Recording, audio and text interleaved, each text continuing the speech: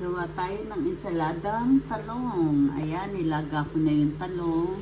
Tapos, inalis ko yung balat. Ang isunod naman natin isang bawang. Nilagyan ko na rin siya ng suka, asukal, 1:1, paminta, at saka konting asin. Lagay natin ang sibuyas. Piniyat ko lang ng maliliit. Nakasal ang ating video. At ang kamates.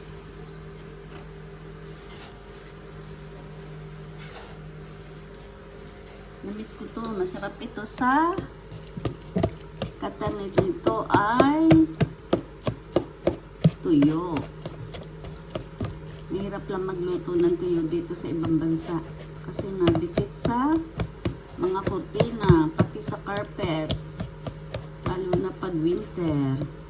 Ayan, tapos na ang aking ensaladang talong. Bye-bye!